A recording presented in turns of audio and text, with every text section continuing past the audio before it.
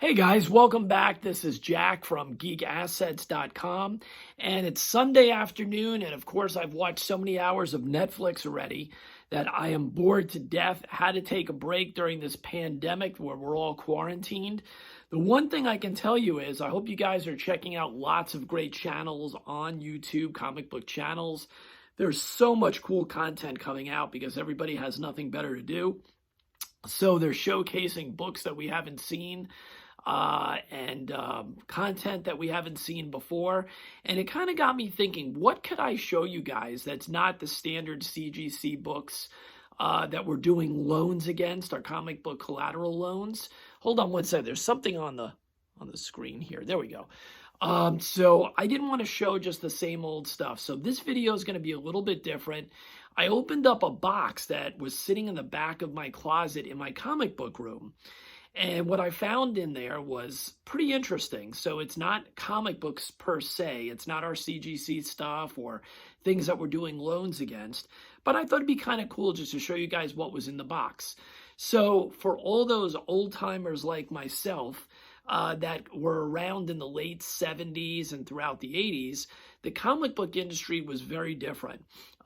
They would put out all types of different things using material that already existed. And one of those things were what we refer to them now as Treasury Editions. Now, I know I had quite a few more than were in this box, so at some point, maybe I traded them away. I don't know. But there's other interesting things in the box as well that are not comic book related, but I thought it'd be kind of cool just to show you guys. So let's start with the comic book stuff. So as I stated, let's get to the comic book stuff here. In the 70s and the 80s, Marvel and DC were putting out these giant Treasury Editions, and most of them had like a single superhero theme. Sometimes it was the Justice League or some team, and almost everything that was in there was material that had already come out before, some of it very old.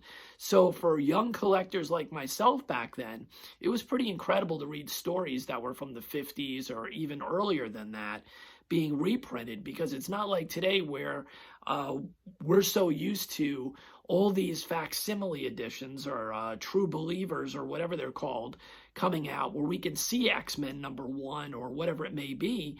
Back then, this was really one of the only places that we saw a lot of that stuff in the late 70s and throughout the 80s. So let me show you what was in there. And again, I wish I had some of the other ones. Obviously, this is one of the big ones.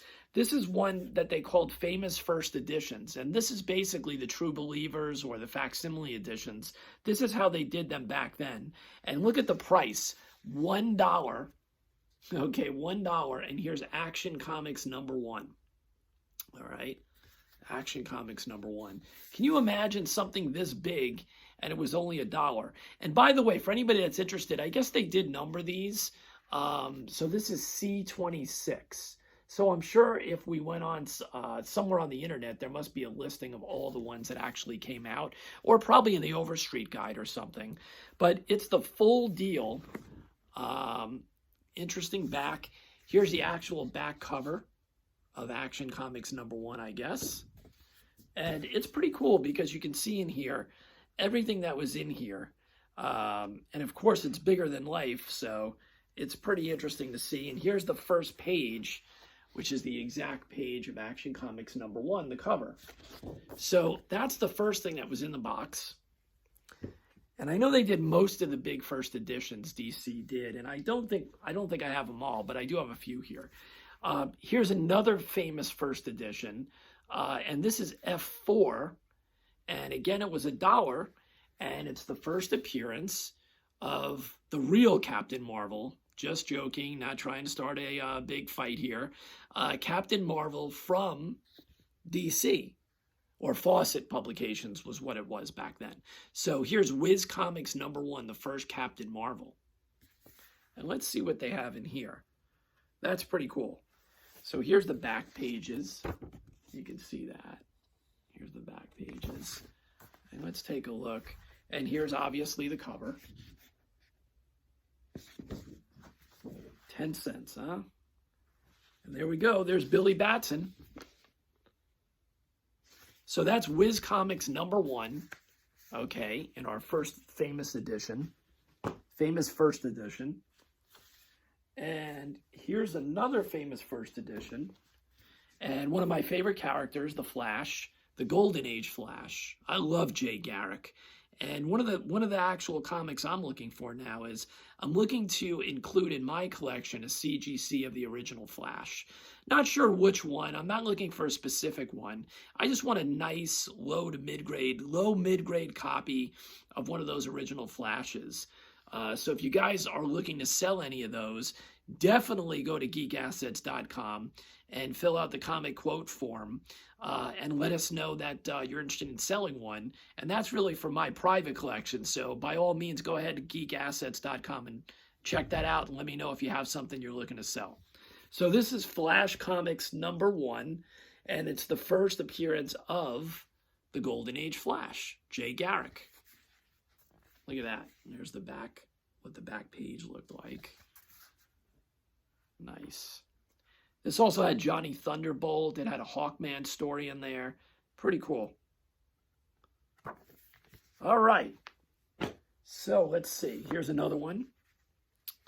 This is Batman #1. First edition Batman #1. Okay, this is the Silver Mint series. So apparently they did a couple of different series. The other one was gold, I believe, right? So this one is silver, and it's Batman #1. Okay, when he got his own title. Obviously, everybody knows Detective 27 is actually the first appearance of Batman, but this is when he got his own title, Batman #1. All right. Let's see. Let's see if there's any older ones before I show you some of the newer ones. Okay. All right, so let's do this. Here's another one. This is not a famous first edition. This is just one of the bigger size ones. And this is Superman and his incredible Fortress of Solitude. That's kind of cool. Look at the art on there. Got to be Kurt Swan, you would think, right? No, actually, no, it doesn't look like it's Kurt Swan. I'm wrong. So I don't know if this is let's see what this was. Was it a collection of stories or was it one story in here? I don't remember this at all. We see the story of Superman's amazing Fortress of Solitude, but it never appeared until June 1958 in the issue of Action Comics 241. All right, so Roy Thomas was the writer, and Ross Andrew and Romeo Tanghal are the artists on this. This actually may have been an original story. I don't know. It looks like this was actually an original story. That's what it looks like. So that's kind of a cool one. I don't remember that one at all. And then you have my favorite. You guys probably know this already from some of the other videos. I am a huge Superboy and the Legion of Superheroes fan. And one of the reasons I got into them were these bigger editions, because I got to read some of those older stories. So here's a limited collector's edition presents Superboy and the Legion of Superheroes. There you go. Okay. And this was a full-length story in here. And let's see what the story was. Let's see if I remember. Oh, it's definitely a Mordru story. Jim Shooter, Kurt Swan. This is from 1976, but I do not know if this was an original story or if this was a reprint. I'm assuming this is a reprint from another book. I don't see it in here, but yeah, it looks like it probably is an older story, but that's one of my favorites. That's never going anywhere. Okay. And to go along with that, they did a second one, which I do have. This is fantastic. Look at this. I love this one. This was $2. All right. And this is a Mike Grell cover. One of my favorite artists that did Superboy and the Legion, Mike Grell. Okay. And I believe he was at a few conventions that I went to as well. So this was a Mike Grell artwork. And Paul Levitz, I believe, is the writer. And yes. Interesting. So this really was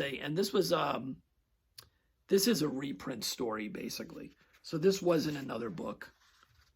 I don't know if it shows in here, but this wasn't another book. I'm pretty sure this was a reprint. So that's Superboy and the Legion. Then we get into some of these specialized ones. So this is a collector's edition that presents the secret origins of supervillains. And I always thought that was a cool cover with everybody lined up like that. I thought that was kind of neat. And these are definitely reprinted stories of some of our favorite stories. Red Hood is in here. One of the many versions of Lex Luthor's origin. I think it's with Superboy. So there's all kinds of reprints in here. Here's a Batman and Robin story. This is the man behind the Red Hood. There's how Luthor met Superboy. There's the first Captain Cold story, the first Dr. Sivana with Captain Marvel, and lots of cool stuff in here. And they had pinups, things like that, that came with a lot of these. Let's take a look. Here's that famous looking story, a famous looking Lex Luthor from the 80s that we used to see. Actually, I guess it's late 70s. That green and purple suit that he had.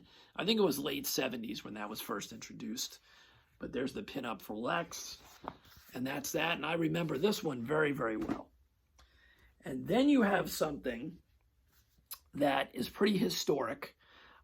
This cover was just an incredible cover. I asked Neil Adams about this once when I met him at a convention. So you know what I'm going to show next. It's Superman versus Muhammad Ali. And the cool thing about this, guys, if you're a newer collector and you've never seen this cover, these are all famous people in the crowd from that era, okay, including the President of the United States, Jimmy Carter, right there, so, and his wife. So basically, these are all famous people in the crowd, and if you go inside the book, there's a chart that tells you who all of these people in the crowd are by the number. And I always thought that was cool. And Neil Adams was selling a version of this at the last one of the last conventions I saw him out last year, which was either GalaxyCon here in Raleigh or somewhere. But this is obviously the story was okay. It was kind of hokey. But you know what? It was so much fun seeing somebody that was one of the greatest heroes of that generation, of any generation, Muhammad Ali, going up against Superman. Pretty amazing stuff right here. So, and when it came out, it was such a big deal. Well, if you're going to show Superman versus Muhammad Ali, you know you have to show the amazing situation that happened that will who knows if we'll ever see this again, the way that things are nowadays. But growing up in the late 70s and throughout the 80s, you always wondered what would happen if Marvel and DC could do a crossover. Well, we finally found out, because we got Spider-Man and Superman hooking up finally with Dr. Doom. This was amazing. There were other cameos in here, but it was incredible to see these two worlds meet. The story was okay. It wasn't great, but it was just a matter of seeing these two in the same, and Hulk was in here too, to see them in the same place, in the same story, was unforgettable. So if you've never read this, read it digitally or try to pick it up. And at the same time, well, a little bit earlier, I guess, Marvel started doing their what they call Treasury Editions. I don't have many of them, but here's the Mighty Avengers, okay? And this came out, this was $1.50. This came out in 1975, okay? And there are several stories in here. They're all reprints. They're all reprints, and they were all really good stories. And at that point, the Avengers was one of the only Marvel comics that I actually did collect back then. So this was kind of cool because there were stories in here that I'd never seen before. Then, and this one's in terrible condition, so I must have used some of these pieces to make something at some point. I have no idea. But this was Batman. This was a limited collector's edition presents Batman special all villain issue. And it's in terrible condition. The back is missing. Most of the things I show you are in like amazing condition. I always kept everything like pristine. So I don't know what the story was with this, but this was kind of cool. And again, this was probably, these are obviously all reprints. And this is from 1975. So the mid-70s to the early 80s is really when these things were pretty big. A lot of old stories in here. Two-Face, early Two-Face. Oh, here's the first Scarecrow. I believe this is the first Scarecrow. Let's see. No, this was, I believe, the story when the Scarecrow first came back in the Silver Age. So that's that. I'm pretty sure that is the Silver Age Return of the Scarecrow, and I can't remember the number of that one. I love that cover too, but I can't remember the actual. It's in the 200s maybe. I can't remember. All right. And the last one, these were very big. Every year for a few years, I know that DC was doing this, and I'm pretty sure Marvel did the same thing. So this was Christmas with the Superheroes. Christmas with the Superheroes. And obviously there's a couple of pieces falling out, so that one's not in exactly the greatest shape. This was 1975. And there are a bunch of different stories in here. There's a Batman story. There's a Captain Marvel story. Angel and the Ape. And I think there's a Teen Titans in here too. Yes, there's an early Teen Titans story in here. Yep. So that's another one. And I believe there's quite a few of these Christmas crossover type things or Christmas stories. So that's all of the comic book ones. Now let me go through some of the other stuff that were in the box. These are not comic related. Maybe some people will be interested. Maybe they will not. So these are things, I'm a big sci-fi Star Trek fan, and I kept most of this stuff. There are things I don't have that I wish I kept. So this was a magazine that was kept from when the Voyage Home Star Trek 4 came out. This was the official movie magazine for that. We'll go through these pretty quick. I think you guys will get a kick out of some of these. This is the official. Now, back then when big movies came out, they would come out with these promos, and you could buy them at the movie theater. And I bought this one. This was Star Trek II, The Wrath of Khan. Most people consider this the best of all the Star Trek movies. It was definitely the best received. A lot of action, a lot of exciting stuff going on. And this is the actual, you could buy this when you saw the movie, and it was usually available for a few weeks, and that was it. All right, got that one. Okay, this one is comic book related. Some people, before the Marvel MCU stuff started coming out, many people thought before Dark Knight and before the Nolan movies that this was the best superhero movie ever made, and that was the original Superman with Christopher Reeves. And this is the official movie promo, whatever you want to call it. I bought this the day of the movie. And I think I bought some other stuff too, but this is all that I have left. And it's in really good condition. All right, let's switch. Well, not yet. This is even older. This is the first Star Trek movie, the motion picture. And this is the same thing that came out with that. And you can see it's got all kinds of incredible pictures from the movie.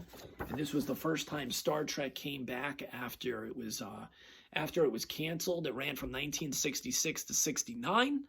And then all of a sudden, magically in 76, right? I believe it was 76, 77, 77, 79. Wow, I'm completely off. So 1979, this came out. And that was the Star Trek The Motion Picture, which brought Star Trek back to fans for the first time. All right, now let's get into the 80s. Okay, don't laugh.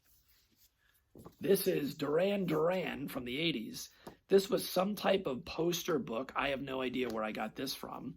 But this was the height of the Fab Five, Duran Duran from the 80s. So it's got to be like 1984, 85.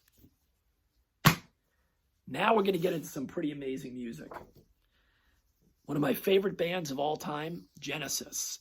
This is the concert program from Genesis. This is the Mama Tour. And this is from 1983, I guess it was. I think it was 1983. I'm pretty sure it was the Mama Tour. And I saw them at somewhere that no longer exists, the Hollywood Sportatorium in South Florida. Okay. Then they came back years later, and this is Genesis, the Invisible Tour. Right? Pretty cool. Look at that. That was the Invisible Touch album. Then you had another one of my favorites. I'm a big Police fan, Sting. And this is from Sting's tour in the 80s. This was from the first tour. I'm 99% sure. Yes, Dream of the Blue Turtles. This is from Dream of the Blue Turtles. This is the Sting concert promo, whatever you want to call it, with a lot of pictures. And last but not least, this was the Voyage Home, Star Trek IV, and this was a giveaway that they only did the first day. If you saw the movie on the first day, they gave you this little promotional thingamajiggy with all the actors on there. Oh, and one more, back to comics.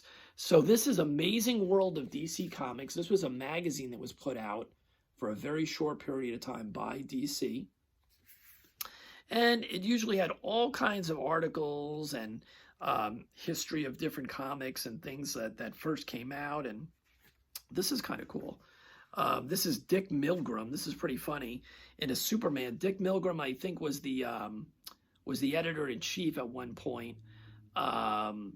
The office manager, editor-in-chief, whatever it may be, of DC Comics. That's kind of funny. Look at that. He's wearing a whole outfit. All right. So that's about it. I know there's a Legion of Superheroes ones of these, and I'm still looking for that. So I do want that if you guys see it. Amazing World of DC Comics #7, 1975. So I hope this took your mind off of Netflix for 5 minutes. I haven't looked at these Treasury Editions in ages, and if I find anything else super exciting, I will let you guys know. Remember, check out geekassets.com. We are the first guys to be able to offer financial assistance. You can either you can look to us if you're looking for an offer on your graded comic book. But really what we're doing that's different than anybody else is we have created these pawn-style loans, short-term loans, against your graded comic books. So if you have a short-term need for funding due to the coronavirus or due to any other thing that may happen to you in life, or maybe you have an opportunity to buy more books, do what people in the art world do.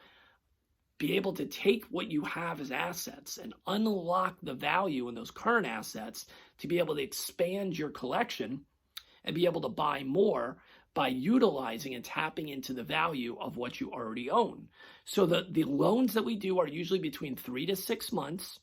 That's all you're paying is interest, a low interest rate for all those months. And then the last month you pay an interest rate plus the principal back. So you're being able to untap and unlock the value, the money that's in your books that's currently sitting on your wall or in a box, and be able to use those funds to be able to increase what you do. This is done all the time in real estate. It's done by people that collect classic cars. Like I said, the art world, and definitely in other areas. So we're bringing this for the first time to the comic book industry.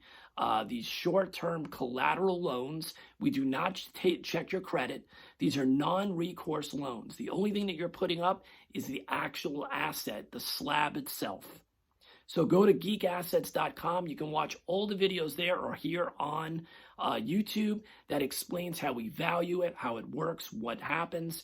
We pay for the shipping to get the book from you. So we make it really easy. And again, it's similar to a pawn in some ways, but remember, we're comic book collectors. So this is a service run by comic book collectors for comic book collectors.